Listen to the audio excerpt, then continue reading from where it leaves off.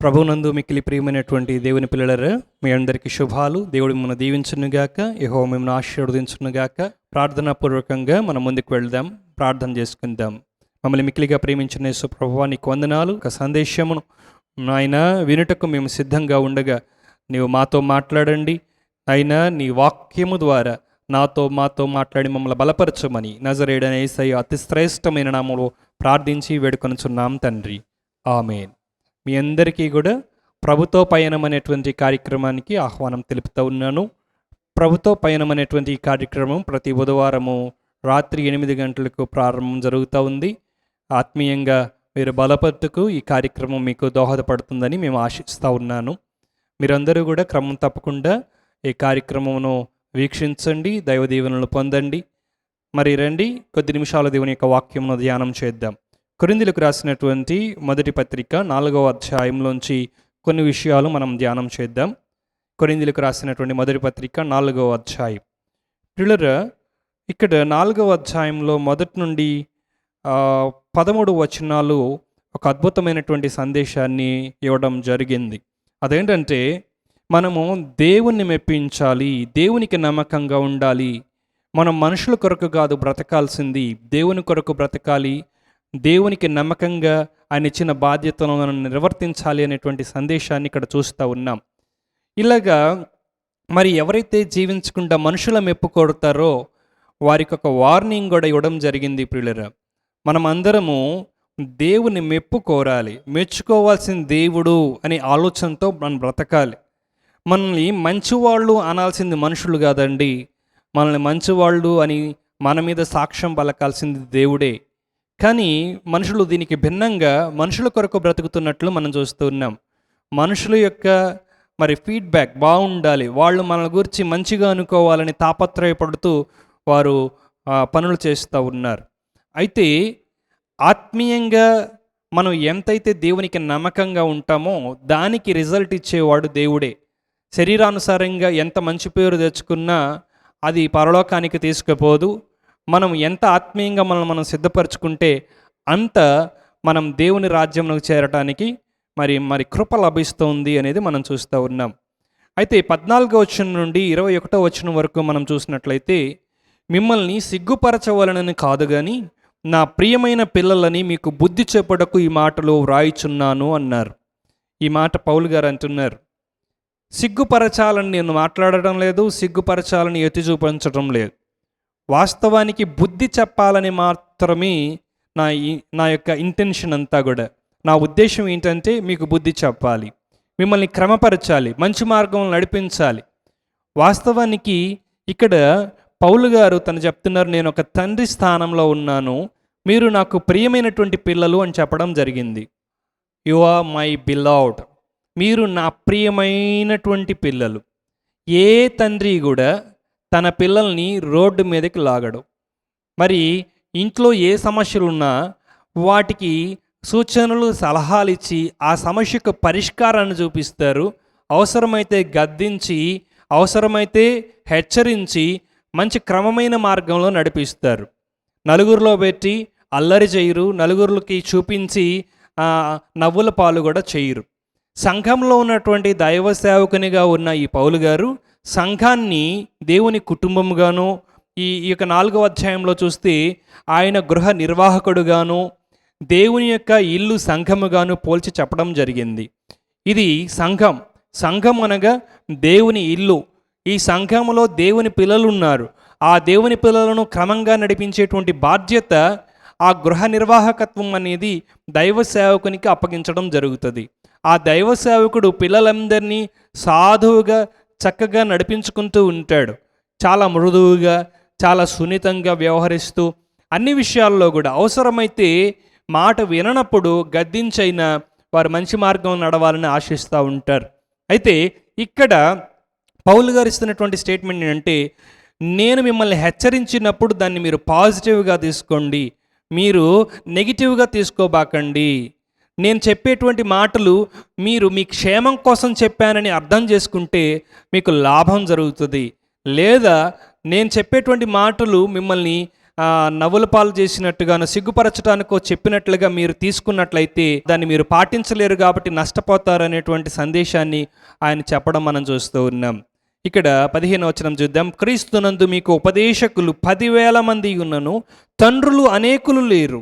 చూడండి, ఉపదేశకులు 10,000 మంది ఉండొచ్చు, ఎంతోమంది ఉంటారు, ఎన్నో చెప్తుంటారు, చెప్పడానికి చాలా చెప్తారు, చెప్పేవాళ్ళు చాలామంది ఉంటారు. కానీ తండ్రి స్థానము ఎప్పుడూ భర్తీ చేయలేరు. తండ్రే. 10,000 మంది టీచర్స్ ఉన్నా ఆ 10,000 మంది టీచర్స్ కలిపి ఒక తండ్రి స్థానాన్ని భర్తీ చేయలేరు. ఎందుకంటే తండ్రి అంత పిల్లల గురించి శ్రద్ధ తీసుకుంటారు, అంత ప్రేమ ఆసక్తి కనబరుస్తూ ఉంటారు.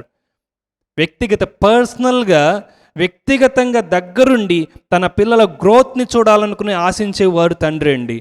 మరి టీచర్స్ కూడా గ్రోత్ ఆశిస్తారు. మరి పిల్లలు, వారి దగ్గర ఉన్నటువంటి పిల్లలు అభివృద్ధి చెందాలి, ఉన్నతమైన స్థాయికి వెళ్ళాలని అనుకుంటారు. కానీ అంతమంది ఇంత పర్సనల్ కేర్ తీసుకోలేరు. వారు చెప్పడానికి చెప్తారు, మంచే చెప్తారు, కానీ అంత కూడా గమనించలేరు. ఫర్ ఎగ్జాంపుల్, మాకు బాబు ఉన్నాడు, ఆ బాబు స్కూల్కి పంపుతూ ఉన్నాం. మరి స్కూల్లో చాలామంది పిల్లలు ఉంటారు, చాలామంది టీచర్స్ కూడా వస్తూ ఉంటారు వీళ్ళకి. అయితే కరెక్షన్స్ చేసేటువంటి సమయంలో వాళ్ళు ఏం చేస్తుంటారంటే, మ్యాక్సిమము వాళ్ళని నమ్మేసి ఏం చేస్తారంటే, బాగానే రాసుంటారులే అని కరెక్షన్ చేసేసి, టిక్ చేసేసి, సైన్ చేసేసి పంపుతూ ఉంటారు. కానీ మేము పేరెంట్స్గా ఉన్నటువంటి మేమేం చేస్తామంటే, ఇండివిజువల్ కేర్ తీసుకోవడం, వ్యక్తిగత శ్రద్ధ తీసుకోవడం వల్ల ఆయన చేసే ప్రతి పాయింట్ని మేము అబ్జర్వ్ చేస్తాం. తర్వాత ఏదైనా మిస్టేక్ చేస్తే దాన్ని ఫైండ్ అవుట్ చేసి ఇది కరెక్షన్ చేయాలని చెప్తాం. ఈ రోజున పర్సనల్ కేర్ తీసుకునేవారు కేవలం ఫాదర్ అండ్ మదర్, పేరెంట్స్. ఇక్కడ సంఘంలోనికి వస్తే పర్సనల్ కేర్ తీసుకుని, వ్యక్తిగత శ్రద్ధ తీసుకుని, మీలో ఉన్న లోపాలని ఎత్తి చూపించి మీరు సరైన మార్గంలో వెళ్ళాలి, మిమ్మల్ని ఉన్నతమైన స్థాయికి మిమ్మల్ని చేర్చాలి, ఆత్మీయంగా ఎదిగేటట్టు చేయాలి, పరలోకమునకు వారసులుగా చేయాలని తహతహలాడేది, తాపత్రయపడేది దైవ సేవకుడు. కాబట్టి దైవ సేవకుని ఎంత గౌరవిస్తూ ఉంటే ఆయన మాట ఎంత వింటే అంత మంచిది. వారు చెప్పేది మన క్షేమం కోసం అని ఆలోచన చేస్తే నీవు దీవించబడతావు. లేదంటావా, నిన్ను ఎవరు మార్చలేరు, నీవు నష్టపోతావు, దినదినము నీ పరిస్థితి దిగజారిపోతుంది. వాస్తవానికి మనం పాత నిబంధన గ్రంథంలోనికి వెళ్తే దావీదేమో దినదినము అభివృద్ధి చెందినట్లుగా, దావీదు కుటుంబం ఆశీర్వదించబడినట్లుగా మనం చూస్తాం. అలాగే సౌలు కుటుంబం క్షీణించిపోయినట్టుగా మనం చూస్తాం. ఎందుకని అంటే దావీదు దేవునికి విధేయుడిగా ఉండి దేవుని మాట విన్నాడు, సౌలేమో అవిధేయతను చూపించాడు, తన ఇష్టానుసారంగా నడవడానికి ముందుకు వెళ్ళిపోయాడు. అందుకే వారిద్దరి మధ్యలో ఇంత వ్యత్యాసం మనం చూస్తూ ఉన్నాం. ఈ రోజున సంఘంలో ఉన్నటువంటి నీవు దేవుని చిత్తాన్ని వెతికి దైవ సేవకుడు నిన్ను నడిపిస్తున్నప్పుడు, దైవ సేవని యొక్క నడిపింపులో ఉంటే నీకు క్షేమం కలుగుతుంది అనేది ఈ సందర్భంగా మీకు తెలియజేస్తూ ఉన్నాను. 16వ వచనంలో మనం చూద్దాం.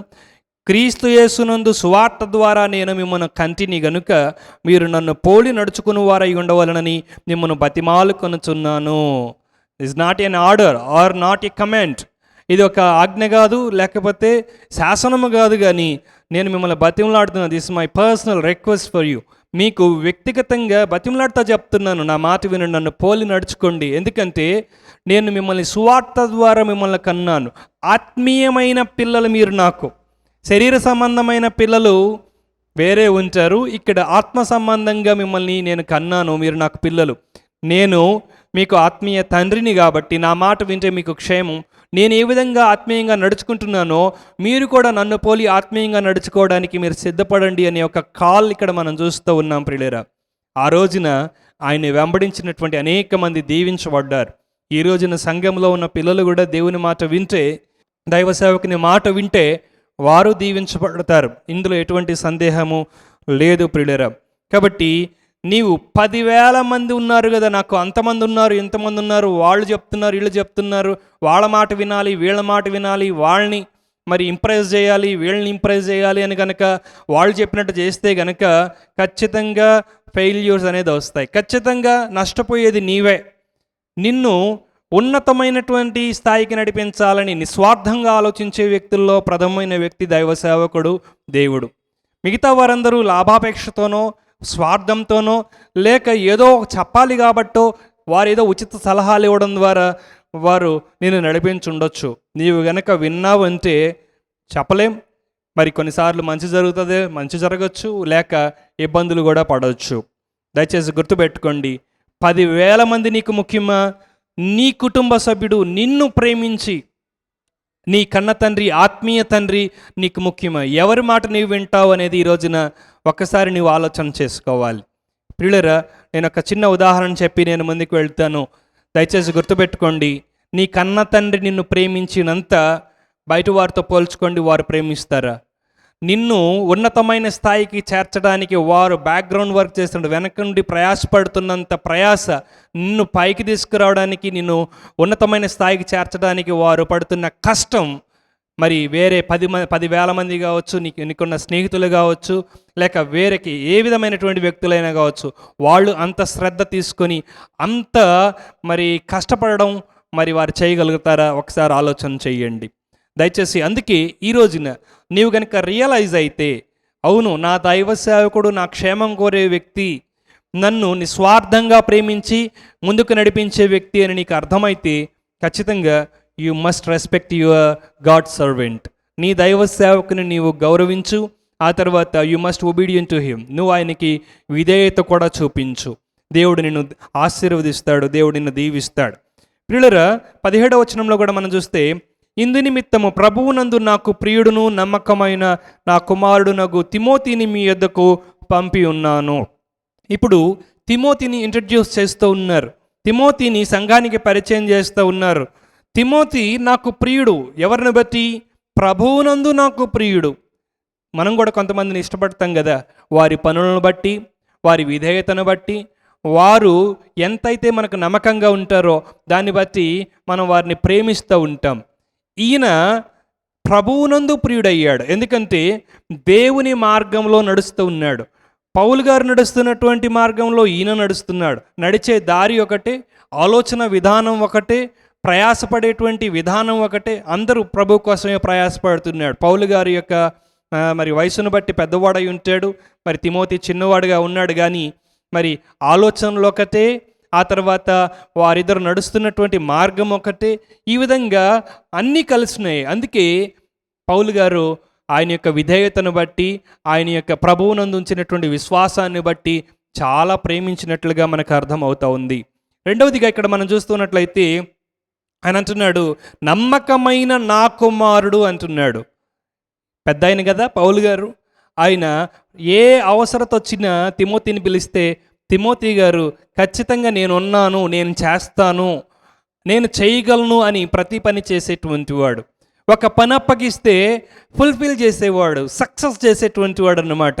ఈ రోజున అలాంటి వారు మరి సమాజంలో ఉంటే ఎంత మేలు, సంఘంలో ఉంటే ఎంత మేలు. ఉన్నారు అలాంటి వారు. ఒక పని అప్పగిస్తే చూడండి, ఇక ఎటువంటి ఆలోచన పెట్టుకోకుండా చేయగలడా లేదా, అవుతుందా అవదా అనేటువంటి ఆలోచన లేకుండా ఆ వ్యక్తి చేయగలడు అనేంత నమ్మకత్వాన్ని ప్రతి ఒక్కరూ సమకూర్చుకోవాలి, ఆ నమ్మకత్వాన్ని సంపాదించుకోవాలి.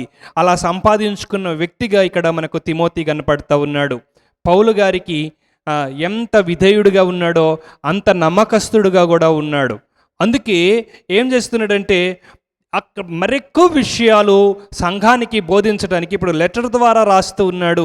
ఫిజికల్గా ఇప్పుడు అక్కడ ఉండాలి, వెళ్ళి అన్ని విషయాలు బోధించడానికి కానీ నేర్పించడానికి గాను తిమోతిని అక్కడికి పంపించడం మనం చూస్తూ ఉన్నాం ప్రియులరా.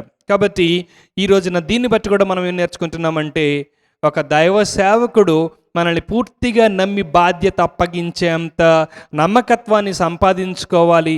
దైవ సేవకుని కూడా నమ్మకంగా మనం జీవించాలి. ఈ రెండు విషయాలు మనం పరిగణలోనికి తీసుకుందాం. దేవుడు మనల్ని, మన కుటుంబాలని అట్టి విధంగా ఆశీర్వదించునుగాక. దైవ సేవకుని ఇవ్వాల్సినటువంటి గౌరవము, మర్యాద మనం ఇద్దాం. అందుకే 4వ అధ్యాయం మొదట్లో ఇలా అన్నాడు, నా క్రీస్తు సేవకులమనియు దేవుని మర్మముల విషయంలో గృహ నిర్వాహకులమనియు ప్రతి మనుష్యుడు మమ్మను భావింపవలెను. చూసారా, గృహ నిర్వాహకులు ఏ విషయంలో? దేవుని మర్మముల విషయంలో. మనమందరము దేవుని పిల్లలం, ఇది దేవుని ఇల్లు, మనం దేవుని పిల్లలం. తర్వాత ఈ ఇల్లు అంతటిని నిర్వహించడానికి దేవుడే ఆయన యొక్క దాసులుగా సేవకుల్ని కొంతమందిని నియమించాడు. వారిని మాటను మనము గౌరవిద్దాం. అతి కృపతో మనం ముందుకు వెళ్ళి గొప్ప కార్యాలని మన జీవితంలో చూద్దాం. ఆఖరి మాటగా మరొక మాట చెప్పి నేను ముగిస్తాను. ప్రియులారా, ఈ విధంగా మీరు నేర్చుకోవాల్సింది ఇప్పుడు నేర్చుకున్నారు కొన్ని, ఇంకా తిమోతి వచ్చి మీకు నేర్పుతారు. మీరు ఖచ్చితంగా నేర్చుకొని మరెక్కువగా దీవించబడండి, ఆత్మీయంగా బలపడండి అని చెప్పిన ఆయన ఒక వార్నింగ్ ఇస్తున్నది ఏంటంటే, కొంతమంది నేను రానని ఉప్పొంగుతూ ఉన్నారు, నేను త్వరలో వస్తాను, వచ్చి వారి మాటలను కాదు వారి శక్తినే నేను తెలుసుకుంటాను అని చెప్పడం మనం చూస్తున్నాం. ప్రియులారా, విధేయత చూపించాలి తప్ప తిరుగుబాటు మనం చేయకూడదు. ఇక్కడ కొంతమంది దేవుని మాటలు విని లోబడండి, దీవించబడండి అని చెప్తా ఉంటే ఆ మాటలకు లోబడకపోగా దైవ సేవకుని తిరస్కరిస్తూ ఉన్నారు, ఆయన మాటల్ని తిరస్కరిస్తూ ఉన్నారు. తర్వాత వారు తిరస్కరించిందేగాక అనేక మందిని చెడగొడుతున్నట్లుగా కూడా మనం చూస్తూ ఉన్నాం. దైవ సేవకుడు వచ్చి అంటున్నాడు కదా, నేను వస్తాను, వారు చాలామందిని చెడగొడుతున్నారు, మాటలు వినకుండా, దేవుని మాటలు వినకుండా చెడగొడుతున్నారు. ఇది దేవుని రాజ్యం అనేది మాటలతో కాదు కానీ దేవుని శక్తితో నింపబడింది. చాలామంది మాటలు చెప్పుకుని బ్రతకడానికి సరిపోతుంది కానీ చేతల దగ్గరికి వచ్చేసరికి వాళ్ళు మాత్రం పనికిరారు. చాలామంది మాటలకే పరిమితం అయిపోతారు. కానీ దేవుడు కానీ దైవ సేవకులు కానీ మాటలు కాదండి, వారు ఏదైతే చెప్తారో అది చేసి చూపిస్తారు. కాబట్టి మనం ఏం చేయాలంటే మాటలు చెప్పుకోవద్దు, మనం చేయగలిగినంత చేసి చూపిద్దాం, దేవునికి మహిమకరంగా బ్రతుకుదాం. అందుకే ఆయన అంటున్నారు కదా, నేను బెత్తంతో మీ యొద్దకు రావాలనా లేకపోతే ప్రేమతోనూ సాత్వికమైన మనసుతోనూ రావాలనా అనేటువంటి ఒక క్వశ్చన్స్ మనం ఇక్కడ చూస్తున్నాం. 2 ప్రశ్నలు మనం చూస్తూ ఉన్నాం. మీరేం కోరుతున్నారు? మీకేం కావాలి? నేను ప్రేమతో సాత్వికమైన మనసుతో రావాలా లేకపోతే గనక బెత్తంతో రావాలనా? ఎవరైనా కానీ ప్రేమతో ఉండాలని కోరుకుంటారు, ఎంత మృదువుగా మాట్లాడాలని కోరుకుంటారు కదండి. కానీ ఎవరు తిట్టించుకోవాలని, ఎవరు కొట్టించుకోవాలని ఆశపడరు. ఏ తండ్రి అయినా కానీ తన పిల్లల్ని కొట్టాలని అనుకోరు, పిల్లలు కూడా రోజు మా అమ్మతో కొట్టించుకోవాలి, మా నాన్నతో కొట్టించుకోవాలి అనుకోరు. ఒకవేళ తండ్రి కొడుతున్నాడంటే, తిడుతున్నారంటే, లేకపోతే గద్దిస్తున్నారంటే ఊరకనే కూడా గద్దించరు, ఒక దెబ్బ కొట్టరు. ఎప్పుడైతే తప్పు చేస్తారో, ఎప్పుడైతే పొరపాటు చేస్తారో అప్పుడే పిల్లల్ని గద్దిస్తూ ఉంటారు. ఈ రోజున సంఘమైనా అంతే. సంఘంలో ఉన్న వారిని దైవ సేవకులు ఊరకనే అనరు. ఏదైనా ఆత్మీయంగా వెనకబడతా ఉంటే మిమ్మల్ని గద్దించైనా ముందు నడిపించాలి, ప్రేమపూర్వకంగా మీకు బ్రతిమలాడి మిమ్మల్ని నడిపించాలని ప్రయత్నం చేస్తారు. ఒకవేళ మొదటిగా ఇంట్రడక్షన్లో మీకు చెప్పాను, ఎప్పుడైతే మీరు బ్రతిమలాడి బుజ్జగించి చెప్పినప్పుడు వినకపోతే, బ్రతిమలాడుతున్నప్పుడు వినపోతే, గద్దించినప్పుడైనా వింటారేమో, అప్పుడైనా లోబడతారేమో అని గద్దించడం జరుగుతుంది. అంతేగాని గద్దించాలని ఉద్దేశపూర్వకంగా, బ్లేమ్ చేయాలనే ఉద్దేశపూర్వకంగా ఎవరు ఏమీ చేయరండి. దయచేసి తండ్రి ప్రేమను, తల్లి ప్రేమను అర్థం చేసుకోండి, దైవ సేవకుని యొక్క ప్రేమను కూడా మీరు అర్థం చేసుకోండి. ఊరకనే మిమ్మల్ని గద్దించరు, ఊరకనే మిమ్మల్ని శిక్షించరు. శిక్షించడం, గద్దించడం ఎవరి ఉద్దేశం కాదు. ఇది మీరు గమనించి మనలో ఉన్నటువంటి లోపాలని పసిగట్టి సరిచేసుకుని దేవునికి మహిమకరంగా ఉందాం. ఇంట్లో ఉన్నటువంటి తల్లిదండ్రులకు, పెద్దలకు లోబడి వారికి సంతోషాన్ని ఇచ్చేవారుగా ఉందాం. దేవుణ్ణి మనం మెప్పిద్దాం. అతి కృప భాగ్యము దేవుడు మనకు దయచేయునుగాక. ఆమేన్. ప్రేమగలిగిన తండ్రి, మీకు వందనాలు. ఈ సందేశము ద్వారా నాతో మాట్లాడినందుకు వందనాలు, మమ్మల్ని బలపరిచినందుకు వందనాలు. నాయనా, ఈ సందేశము మా హృదయంలోనికి నాయనా పదిలంగా దాచుకొని వాటిని అనుసరించడానికి కృప చూపించండి. ఈరోజు నీవు మాతో మాట్లాడిన మాటలను బట్టి మీకు కృతజ్ఞతలు తెలియజేస్తూ, ఇక మీదట నిన్ను బాధపెట్టే వ్యక్తులుగా కాక నిన్ను మెప్పించి నీ ద్వారా కృప పొందిన వారమై నీవిచ్చే రక్షణ, శాశ్వతమైన జీవముతో నాయన శాంతి సమాధానాలతో సంతోషాలతో బ్రతికే భాగ్యము దయచేయమని, నాయన నీకు లోబడి మా కుటుంబాలను కట్టుకొని మేమందరము ప్రభువా నీ రాజ్యంలో చేరుటకు కావలసిన కృపను అనుగ్రహించమని నజరేయుడైన యేసయ్య అతి శ్రేష్టమైన నామంలో ప్రార్థించి వేడుకొనుచున్నాం తండ్రి. ఆమేన్. అందరికీ శుభములు. యెహోవా మీకు తోడైననుగాక, యెహోవా మిమ్మును ఆశీర్వదించునుగాక. ఆమేన్, ఆమేన్, ఆమేన్.